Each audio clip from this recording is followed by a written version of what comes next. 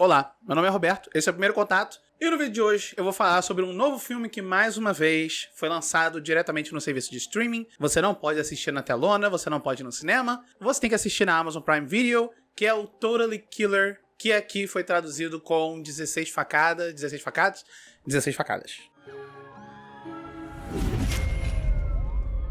Aí você pode estar se perguntando, mas Roberto, esse canal é de ficção científica. Você vai falar de um filme que é slasher, que é terror? Tem um elemento de ficção científica muito importante, que é ele que faz a trama acontecer. E como um bom millennial, eu tenho todas as minhas anotações em papel.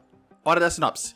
A jovem Jamie Hughes acaba de perder a mãe por conta de um assassino mascarado que havia aterrorizado a sua cidade há mais de 3 décadas, mas ele retornou para fazer outra vítima. Quando Jamie finalmente encontra o criminoso mascarado, um acidente bizarro faz com que ela volte no tempo para o ano de 1987, quando o mascarado fez as suas primeiras vítimas. Assim ela tem a chance de impedir que os crimes aconteçam, mas precisa lidar com novas pessoas, outra cultura e as consequências dos seus atos na linha temporal. Por conta dessa questão da viagem no tempo, você já pode imaginar que esse filme tá cheio de referência. Então, se você é o tipo de pessoa que não gosta de filme que é lotado de referência e às vezes ele até depende um pouco delas, tu não vai gostar muito desse filme. Mas, se você gosta de um slasher mais descompromissado, que mistura ali alguns elementos de gênero como ficção científica, horror, principalmente o slasher, tu vai gostar. A primeira grande referência que tá ali durante o filme inteiro é o próprio nome da protagonista, já que o nome dela é Jamie Hughes, e é referência ao diretor John Hughes, que fez ali Clube dos Cinco, Curtindo a Vida Doidado e tudo mais. Tem referência a todos eles, tem referência a outros atores que participaram de filmes dele, como a Molly Ringwald.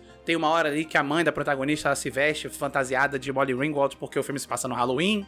Dessas referências aí que eu mencionei dos anos 80, as principais são de filmes de ficção científica. Tem até algumas menções diretas ali, como por exemplo na televisão que a gente vê o pessoal assistindo Robocop. Tem uma hora na mesa que você vê umas fitas pirateadas que estão cheias de nomes de filme de ficção científica, como Blade Runner, tem Buckaroo Banzai lá, tem um monte de coisa. Mas se você quiser referências ou easter eggs que tem muito mais a ver com a trama do filme, com o desenvolvimento da história, aí é muito mais De Volta pro Futuro. Não só por causa dessa coisa de viajar no futuro, mas porque também tem muito elemento da parte cômica do De Volta pro Futuro, como essa coisa também do protagonista encontrar os pais mais jovens e outras coisas que eu não vou entregar muito aqui, porque senão você não vai ver o filme. A questão de tom, de ritmo, tem muito mais elementos que são parecidos com filmes como O Freak e A Morte Te Dá Parabéns, os dois ali que são bem legais, principalmente o segundo, que tem também uma coisa envolvendo uma máquina do tempo. E é por isso que esse filme, mesmo tendo uma mistura de ficção científica com terrir, ele tá muito mais empurrado ali pra comédia. O que me leva pro principal problema desse filme, que é o excesso de referência, mas não é só porque ele tem muita referência e fica chato. É porque algumas referências são similares até demais. Tem um outro filme que tem muita similaridade com esse, que é o The Final Girls, que aqui tem um péssimo nome de Terror nos Bastidores, e ele também envolve uma jovem que perdeu a mãe e quer se vingar do assassino no passado.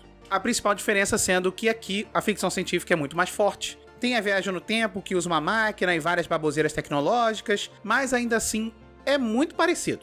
E essa coisa desse filme ser meio similar lá com Final Girls é tão óbvio que até o diretor comentou uma hora no Twitter, então eu sempre tô torcendo pra treta. Assim ele começa com essa proposta que é bem legal, é bem interessante e divertida, só que aí depois ele vai entrando num território que você já conhece, é muito similar e pode cansar um pouquinho quando chegar ali nos 40 minutos, perto de 1 hora. O que mantém esse filme de verdade é o elenco. O elenco tá excelente e é de longe a melhor parte. A interação deles é o que faz esse filme funcionar. Eles carregam esse filme nas costas.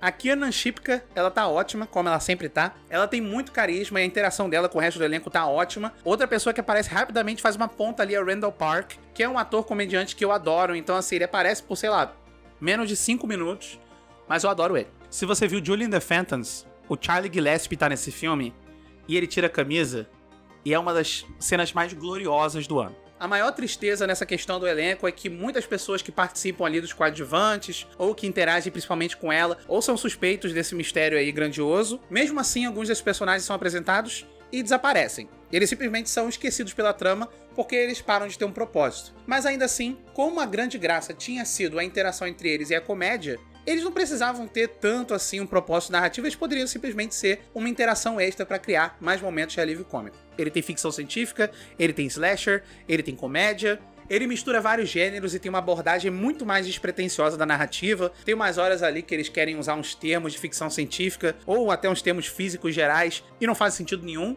E eu acho isso maravilhoso. A máquina do tempo é uma coisa improvisada, é uma cabine de fotos, é completamente aleatório. Eu adoro isso. Ainda assim, não é porque a história é simples que ela não precisa ser melhor trabalhada. Essas pontas soltas aí que eu mencionei dos personagens são coisas que eu até consigo relevar, porque o filme nunca se propõe a desenvolver muito elas. Mas essa questão de você apresentar personagens que são divertidos e você esquecer eles completamente pela narrativa é chato. E a outra grande questão que eu mencionei é essa ideia de ser autorreferencial. É uma coisa boa quando você consegue construir algo de interessante dentro da sua narrativa própria. Mas aqui ele parece mais um experimento para um filme que poderia ser, talvez, um pouquinho melhor. Com todos esses pontos que eu mencionei, negativos e positivos, o que importa é que no final, ele foi muito divertido. Eu ainda assim gostei dessa mistura de gêneros. Ele consegue misturar todos com muita facilidade e dá pra você relevar essa coisa de uns personagens sumirem aqui e ali e não terem tanta relevância na história. Ou seja, Totally Killer ou 16 Facadas é um filme bem divertido. Você pode assistir ele na Amazon Prime Video, tá disponível. Infelizmente, mais um filme de ficção científica que foi simplesmente jogado no serviço de streaming. Eu estou aqui tentando falar sobre ele pra ver se mais pessoas assistem. Eu acho que é só isso. Eu acho que eu não tenho mais nada pra mencionar desse filme. Sigam o canal, apoiem o canal e deixe um comentário.